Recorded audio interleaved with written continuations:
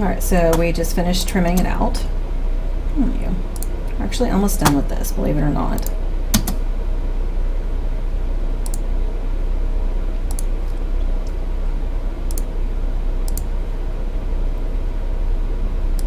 Okay, there we go. Now, the outside piece, how do I get that short break? Well, you simply click on your draw tool and go pull up your spline. And then, honestly, this does not really matter. Turn ortho off, so I hit the F8 button again. Just draw some kind of random squiggly shape, for lack of another term. Dang it, I forgot you had to hit the enter key. Remember, enter, escape, those are our friends.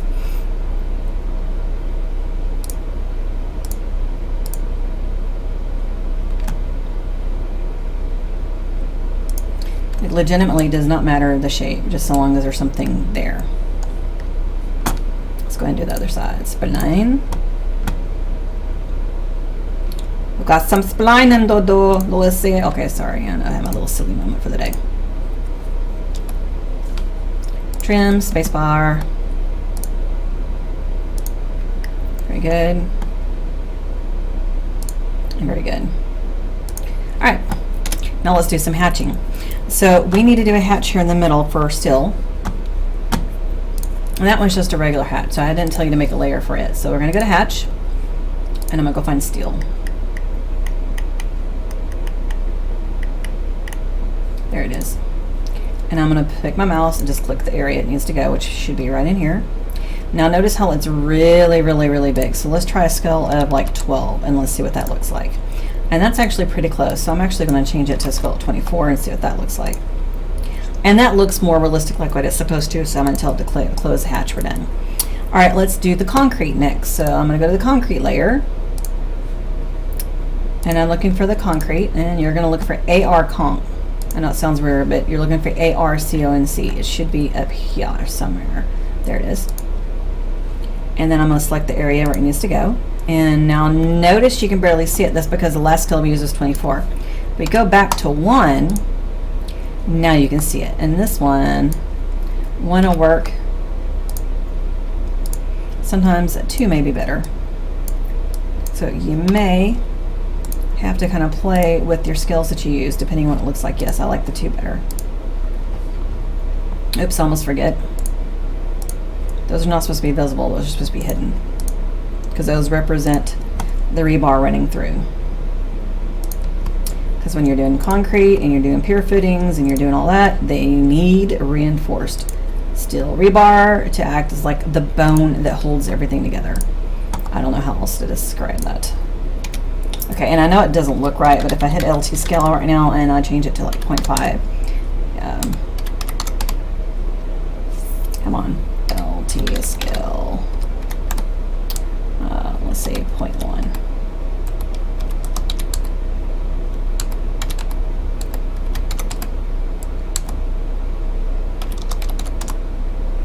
Oh, it's not wanting to change with the crud, is it? Just go back to 1 then, and we'll see it here in a minute, but it'll change up. If you zoom in, you can see that it is actually what it's supposed to be. All right, our next would be the earth and the gravel. So let's go to earth. Again, hatch. We're looking for earth.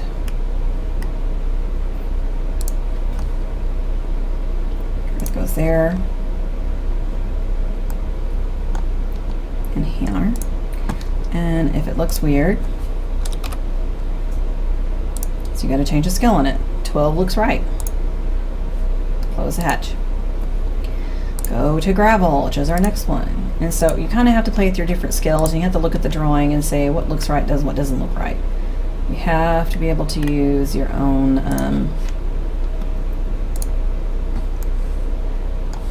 intelligence, gut instinct, etc. Actually, I don't think that looks really good. So let's see what happens at 24. Way too big. So let's try 6. And that looks much closer to what it should be.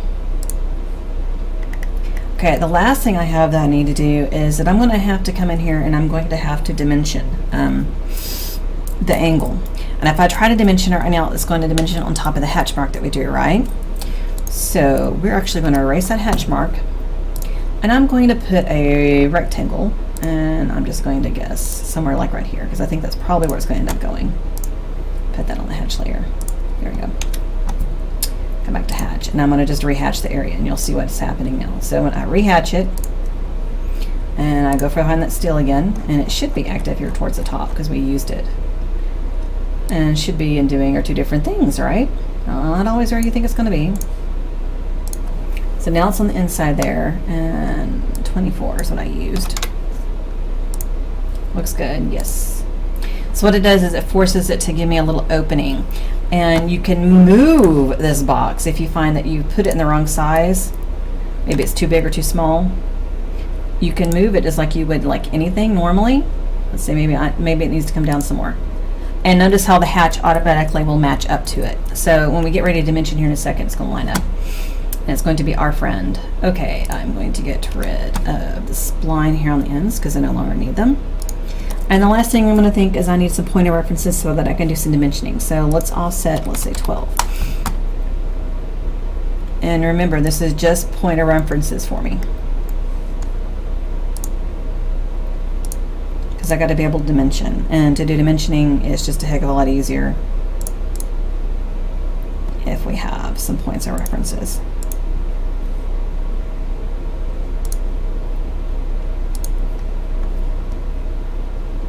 Because I'm going to go back and erase them here in a minute anyhow, so I'm just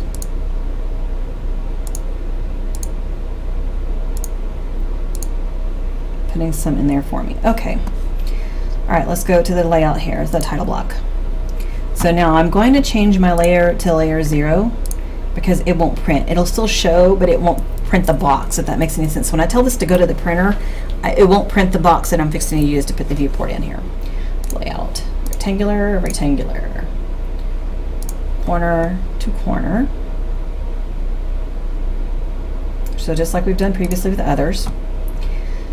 Left click on it, right click properties, and now we're going to change it to a specific scale. And the specific scale we want to use is 1/2. So instead of a custom, we're going to click on that, see how it highlighted it, and then I'm going to go find the 1/2 = 1.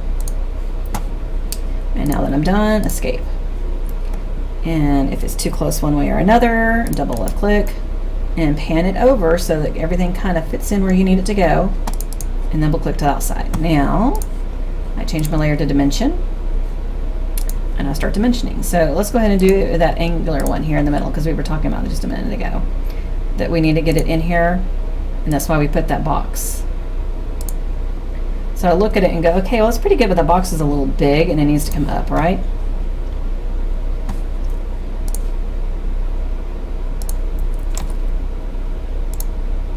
I'm going to move it up, and then I'm going to grab those node editors and just make it smaller and move it around, and that should automatically update there, and it does, which is pretty darn good. That's where I want it to go. Okay, good. Let's change our LT scale here.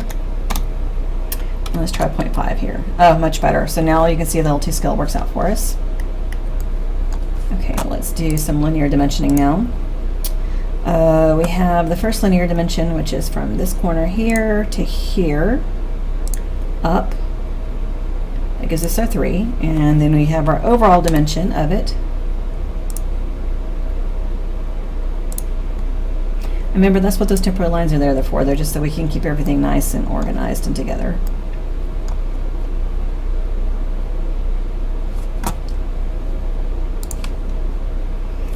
Now I'm going to try to get the 2. Now you pay attention the direction of which you click and select your starting point and end point for your dimensions is going to affect where that dimension gets placed on the outside. So going to the outside is good. If I did the reverse order, it's going to put it towards inside. Let me show you what I mean.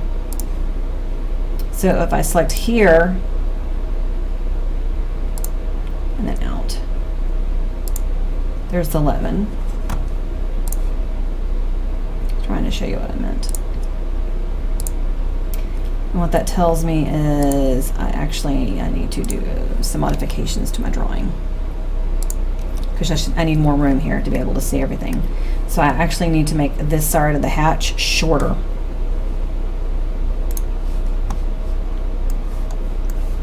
So So I'm literally just going to go draw another spline. Not really worried about where it goes. Just that it's squiggly.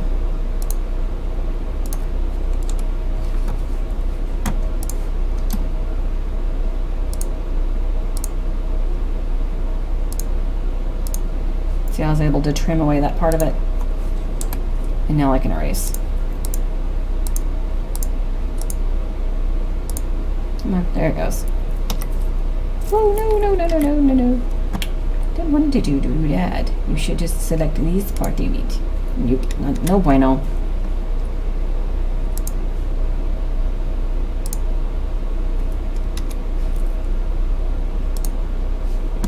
Sometimes we have to explode it. There it goes.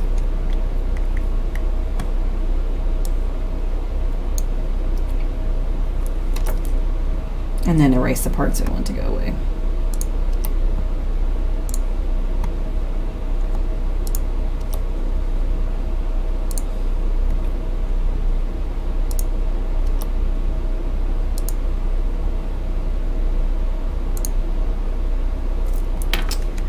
Explode? I guess it didn't.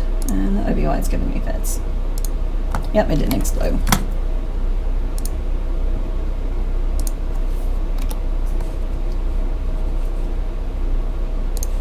And I didn't trim that top right there. So again, I'm just going to pick a spot.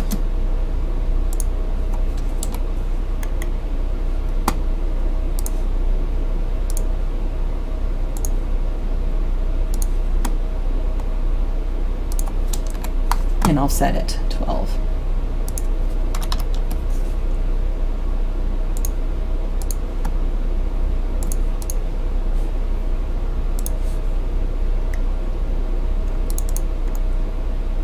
Now here's the kicker. Some of your measurements may not move over with you, so we're going to have to go back and redimension those. But notice now we have room for the rest of the dimension to fit in.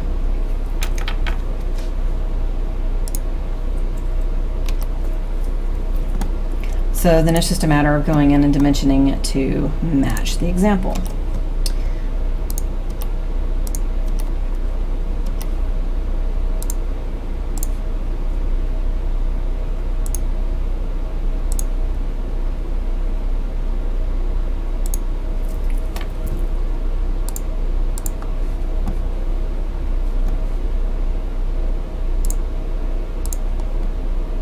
See if I can get it to do what I want to do so I can show you what I was talking about. So if I dimension, they're up. Come on, I love it when it looks up. There it goes. Zoom in. Come on, let me show. Come zoom in. There it goes to here, and then over. Come on. Control Z when it does something stupid. It's going to happen.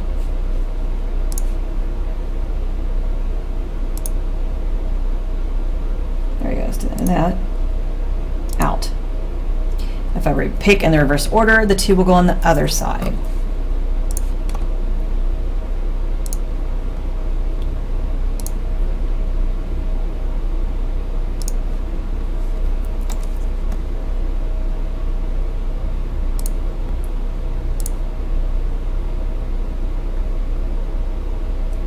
Come on, there goes, go, come on, there goes. And so you're literally just going to go through and finish the dimensioning. You're also going to do your leaders just like you normally would. Just again, make sure that when you do the leader that it's doing to city blueprint by layer, middle center just like normal, and this would be steel.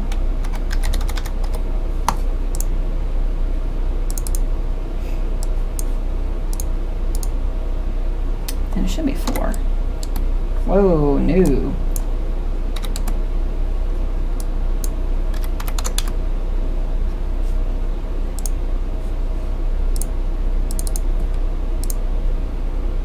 Escape, stop.